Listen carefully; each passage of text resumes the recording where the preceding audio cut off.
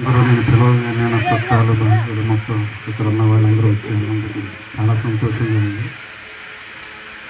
మనం హాస్పిటల్కి వెళ్ళామంటే డాక్టర్ గారు కూర్చోమంటే ఎంతసేపు అని కూర్చుంటాం ఏదైనా రోగం. అదే పోలీస్ స్టేషన్కి వెళ్ళి ఎస్ఐ గారు అక్కడ కూర్చోంటే గంట సేపు అయినా కూర్చోవలసింది. వాళ్ళు పంపించేదాకా వెళ్ళటం కూడా. కానీ దేవుడి దగ్గరికి వస్తే మటుకు ఎప్పుడు వెళ్ళాలి, ఎప్పుడు వెళ్ళాలి. ఎప్పుడైనా సరే స్టేషన్కి వెళ్ళండి, కేసు మీద వెళ్తే అమ్మని ఏముండదనమాట. అక్కడ కూర్చున్నట్టు అక్కడ కూర్చోవలసిందా, అటు చెప్పి పంపించేదాకా అక్కడే ఉండాలి. అప్పుడేం అవ్వదు, ఆయన చెప్పాడుగా అక్కడే ఉంది. ఇది మనసు కట్టండి. 2 సాక్ష్యాలు ఉన్నాయి, ఎప్పటి నుంచో పంచుకోవాలనుకుంటున్నాను. ఒకటేమో నాకు సర్జరీ చేశారు, ఇంకోటి దేవుడు నన్ను ఆపదలో నుంచి ఎలా రక్షించారు అనేది నేను చెప్పాలి. ఇది మనసు కట్టినంగా, ఇది దేవుని వాక్యం కాబట్టి. నేను ఒక ఆర్టిస్ట్ని, బోర్డు రాయడం నా పని. అయితే మొదటి సాక్ష్యం చెప్తున్నాను. అయితే ఇక్కడ మన ఆటో నగర్లో 6 స్టేర్లు బిల్డింగ్ అది. అక్కడ ఒక ఆఫీసర్, ఫుడ్ కార్పొరేషను, ఆయన ఏం చేశారంటే ఇట్లా బోర్డు రాయాలని చెప్పంటే సరే వస్తున్నానని మధ్యాహ్నం పూట అక్కడికి వెళ్ళాను. అక్కడికి వెళ్తే దాంట్లో విచిత్రం ఏంటంటే ఇల్లు అంత ఉంటుంది ఆ లిఫ్ట్ పైకి వెళ్ళాలంటే. ఆఫీస్ వాళ్ళు మార్నింగ్ పైకి ఒకసారి వెళ్తారు 10ంటికి, 25 మంది ఒకేసారి ఎక్కుతారు, పైకి వెళ్తారు. ఇక అంతే, మళ్ళీ సాయంత్రం 5ంటికి దిగుతారంట. అది ఆ సంగతి నాకు తెలియదు. అయితే ఎవరో కనపడతారు అక్కడ ఆఫీసులకు వెళ్ళేవాళ్ళు ఒకేసారి పైకి వెళ్ళి అక్కడే ఉంటారు. ఈవినింగ్ దిగుతారు 25 మంది అట్లా తెలియదు. అయితే ఇది 6వ స్టేర్లో ఉంది. సరే నేనేం చేసా, ఒక్కడనే అలా వెళ్ళాను. లిఫ్టే కదా అని చెప్పి తీస్తే పెద్ద డోర్లు అలా తెరుచుకున్నాయి. లోపలికి వెళ్ళిన తర్వాత నాకు భయంగానే ఉంది. అది ఆన్ చేశాను. చేయగానే ఏసు రక్తం, శిలువ రక్తం అనుకున్నా మనసులో. నాకు భయంగా విమానం కనుక మోత వచ్చినట్టు వస్తుంది. తీరా చూస్తే ఆ సైడ్ అమ్మటి ఇట్లా కరెంట్ కనుక ఇట్లా షార్క్ వచ్చినట్టు వస్తుంది. ఇట్లా వస్తుంది షార్క్. ఏంటి ఇది ఇట్లా, అది స్టీల్గా ఉంది మొత్తం. ఏమో లేదు నేను అనుకున్నాను, పెద్ద పట్టించుకోవాలి. ఎట్లా అన్నా ఏసు రక్తం, శిలువ రక్తం 6వ స్టేర్లో దిగి అలా లోపలికి వెళ్ళాను. వెళ్ళిన తర్వాత కరెక్ట్గా 4:30కి వెళ్ళాను. నేను 4:30కి లోపలికి వెళ్ళాను. వెళ్ళిన తర్వాత ఆయన నాకు ఇలా మ్యాటర్ ఇలా రాయాలి, ఇట్లా బోర్డు అని ఒక 20 నిమిషాలు అట్లా చెప్పాడు. సరే అయిపోయింది, బయటకు వచ్చాడు. బయటికి రాగానే వెళ్ళిపోదామని రాగానే వాచ్మెన్ పట్టుకొని ఆపాడు. మీరు ఇట్లా రాస్తారు కదా, నాకు డబ్బా కావాలి ఒకటి ఇంట్లోకి అని చెప్పాను. నా దగ్గర పెద్ద పెద్ద డబ్బాలు ఏమన్నా కాదండి, బాత్రూమ్కి వెళ్ళాను, నాకు ఒక డబ్బా లాంటిది కావాలని చెప్పి పట్టుకున్నాడు చెయ్యి. ఆపితే సరే లిఫ్ట్ వెళ్ళిపోతుంది, వాళ్ళందరూ ఎక్కుతున్నారు. అందరూ వరుస కట్టారు.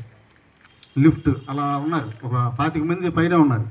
అందరూ ఇట్లా ఉన్నారు గుంపుగా ఉంటే వదలవై వెళ్ళాలి. నేను ఇందాడే ఒక్కడనే వచ్చాను, ఇట్లాగే భయంగా, నీకు కావాల్సిన తర్వాత ఇస్తాలే, నేను డబ్బా వదిలంటే అది కాదండి, ఆగండి, కాదండి, ఎప్పటి నుంచో ఒక డబ్బా అడుగుదాం అనుకుంటున్నా అని చెప్పేసరి నన్ను ఇబ్బంది పెట్టేసరి ఆగిపోగానే వాళ్ళు ఎక్కారు. మీరు ఏనండి, ఒక్కసారి పైనుంచి తెగి కింద పడింది. ఒక బిల్డింగ్ కనుక పెడితే మోత వస్తుంది అక్కడొచ్చి ఒకేసారి గుండె జల్లును. సరే పైనుంచి కిందకి వెళ్తే జనాలంతా పరిగెత్తుకుంటూ వచ్చేసి చూస్తే లోపల నలిగిపోయి చనిపోయిన వాళ్ళు చనిపోయారు, కాళ్ళు ఇరిగిపోయిన వాళ్ళు కాళ్ళు ఇరిగిపోయారు. దేవానికి స్తోత్రం అయ్యాడు. ఎట్లాగే వెంబడి నేను మారిన కొత్త, ఎట్లా దేవానికి స్తోత్రం అని చెప్పేసి ఇక ఏం చేయలేదు తెలియట్లా. ఆయన అన్నాడు, నేను పట్టుకోబెట్టాగా, లేకపోతే నువ్వు దాంట్లో ఉండేవాడు అన్నాడు. నిజమేనాయా, దేవుడు నీతో ఆపించాడు నన్ను, లేకపోతే నేను కాళ్ళు ఎరటం లేకపోతే చనిపోవటం ఏదో ఒకటి జరిగేది. అంబులెన్స్లో వచ్చింది, పేపర్లో వచ్చింది, మీడియాలో మొత్తం అన్నీ వచ్చింది. దాంట్లో దేవుడు ఇదొకటి నాకు అద్భుతంగా చేశాడమ్మా. ఏంటి దేవునికి స్తోత్రం, చప్పట్లు కొట్టరా.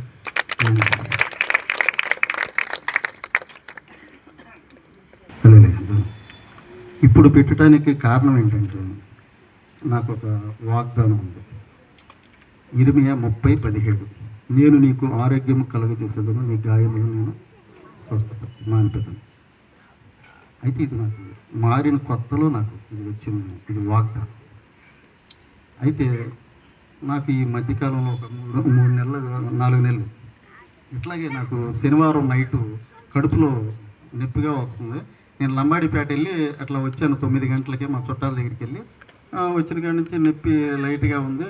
సరే ఇంటికి రాగానే వాళ్ళు ఇంట్లో మా ఆవిడ కూడా పెద్దగా ఏం పట్టించుకోవట్లేదు. కొద్దిగా అమ్మాయి కొద్దిగా నొప్పి పెరుగుతుందంటే ఏమైందని చెప్పి అప్పటి నుంచి ఇక ఉప్పు నీళ్ళు ఇవ్వటం, ఆ నీళ్ళు ఇవ్వటం, ఈ నీళ్ళు ఇవ్వటం చేస్తుంది. ఇంకా అట్లాగే నొప్పి నేను ఒక్కడనే బాధపడుతుంది, మళ్ళీ పిల్లలు బాధపడతారు, వాళ్ళు బాధ వీళ్ళకి కనపడకుండా ఓ పక్కన కూర్చొని మంచం మీద అడి తిరిగి సరే తగ్గిద్దిలే, అదే తగ్గిద్దిలే, అసలు తగ్గట్లే. 9 గంటలకు స్టార్ట్ అయింది, 1 గంట 1:30 అయింది. అన్నం తినమన్నా తినలేకపోతున్నా, అసలు ఎలుగులు పడిపోతున్నా.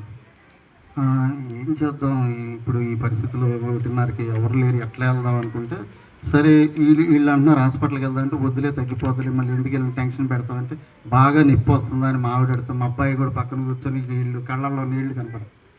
అంటే ఏం లేదు లేరా, ఏం లేదని చెప్పేసి అని ఒక పక్కకి చెప్పట్ల, అంత నొప్పి బరాయిస్తే అసలు అంత బాగా ఇదవుతుంది. సరే హాస్పిటల్కి వెళ్దామని నేనే అన్నా, హాస్పిటల్కి వెళ్దామని. మా పదడాడి అని చెప్పేసి ఎలా వెళ్దామంటే ఇప్పుడు ఆటోలు ఎందుకు రేపు నేను బండి మీద కూర్చుంటాను. సరే మా అమ్మాయి ఉంది చింతల్లను, చిన్నవాడిని ఏం చేసింటే మీ ఇద్దరు ఉన్నారా, అమ్మ నేను పెద్దోడు కలిసి ఇట్లా హాస్పిటల్కి వెళ్తాను ఒక బండి మీద.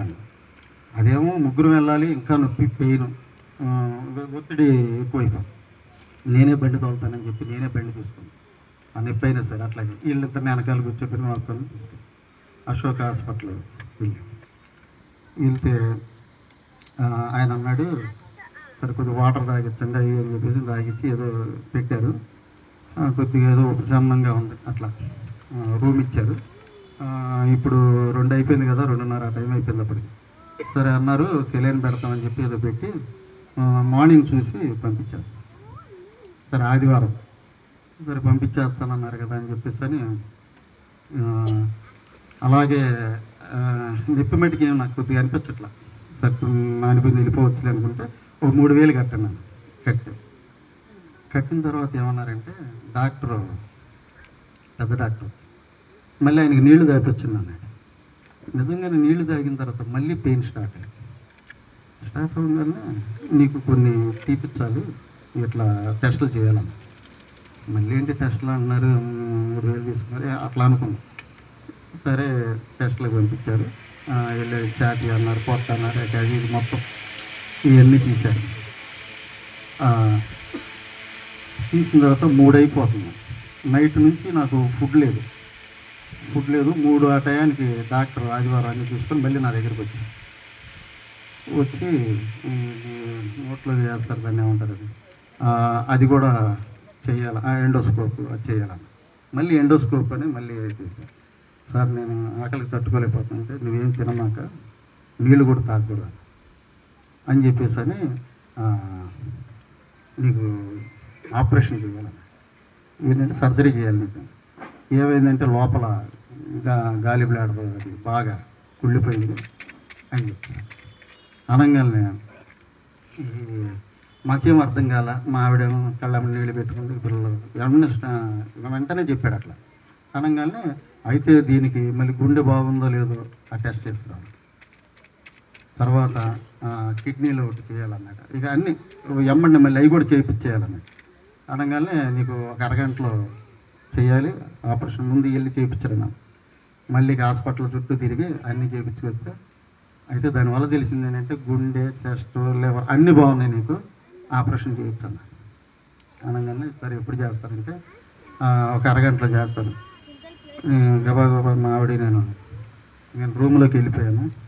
రూమ్లోకి వెళ్ళిపోయి ఇక ప్రేయర్ చేసుకుంటాం మొదలుపెట్టి. ఇక మీరు వేరేది ఆలోచించాలి, ఇంకా వాళ్ళని పిలవాలి. అమ్మని వెళ్ళిపోయి ప్రేయర్ చేసి నాకు వాగ్దానం ఉంది కదా, నీకు ఆరోగ్యం దయచేస్తా, గాయాలు మా అయ్యా నువ్వు ఆరోగ్యం దయచేస్తా, నాకు ఎప్పుడో వాగ్దానం ఇచ్చావు, నేను నమ్మాను అని ఇదే మాట 2-3 సార్లు పలికాను. మా ఆవిడ పక్కనుండి ఆవిడ ప్రార్థన చేసింది. ఇలా నుంచొని ఆ బెడ్ దగ్గర ఉండి చేసుకున్నాం. వెంటనే నేను ఆపరేషన్ థియేటర్ పైకి వెళ్ళిపోయాను. ఆయన చెప్పాడు అరగంటని. నేను పైకి వెళ్ళిపోగానే ఏంటి ఇప్పుడు వచ్చావు, ఏం లేదండి నేను ఇప్పుడు చేంజ్ చేసుకుంటాను అనగానే. అదేంటి ఇప్పుడే అని చెప్పాను. ఏమన్నా బట్టలు మార్చిన తర్వాత వెళ్ళి బెడ్ మీద పడుకున్నాను.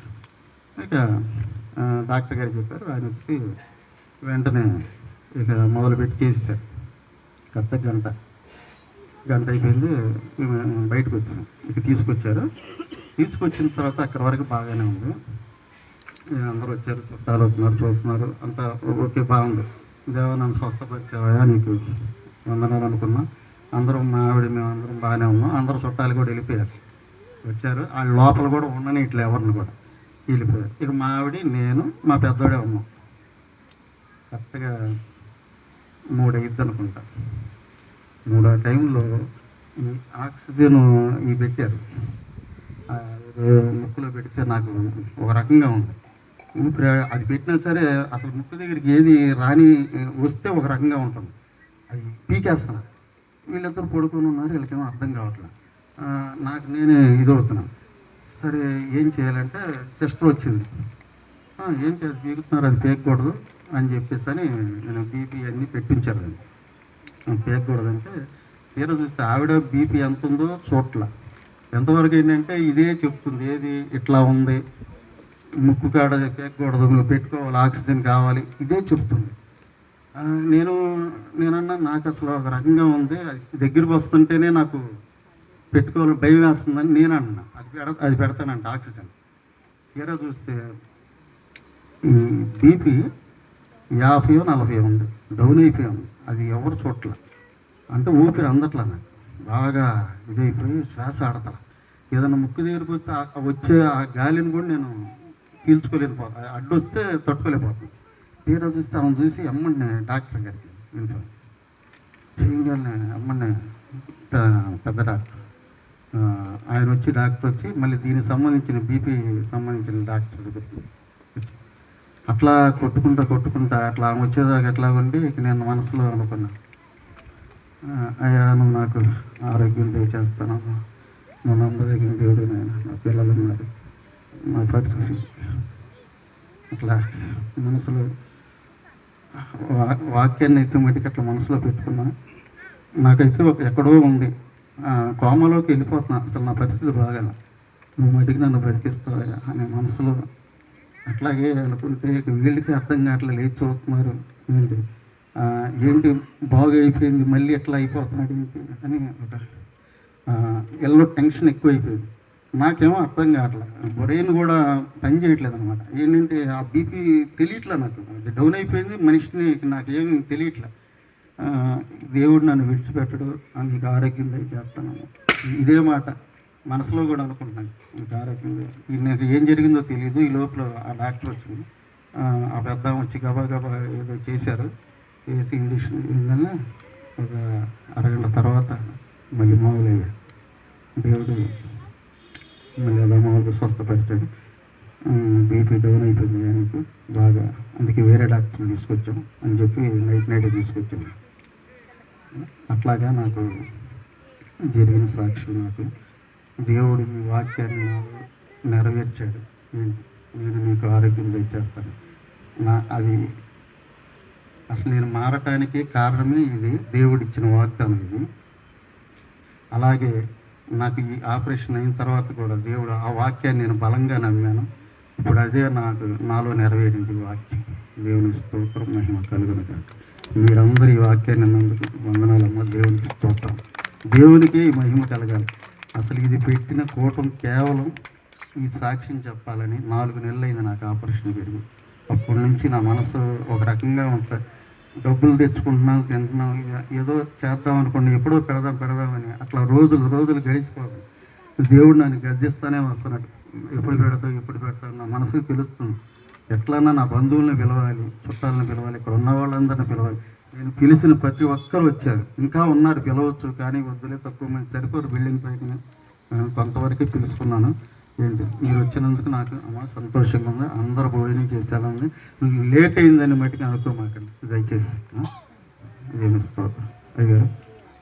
ఒక కుమార్తె అద్భుతంగా వారి జీవితాల్లో దేవుడు గొప్ప కార్యాలు జరిగించినట్లు చిన్న ప్రార్థన చేస్తారు రమేష్ గారు.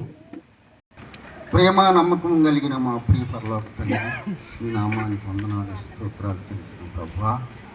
ఇదిగో నాయన ప్రభా, మరి అన్నగారిని బట్టి నీకు వందనాలు చెల్లిస్తున్నాం ప్రభా. నువ్వు చేసినటువంటి గొప్ప కార్యాన్ని బట్టి నీకు వందనాలు చేస్తున్నావు నువ్వు ఇచ్చినటువంటి వాగ్దానం ఎంతగానో నెరవేర్చినందుకు నీకు వందనాలు చెల్లిస్తున్నావు ప్రభు.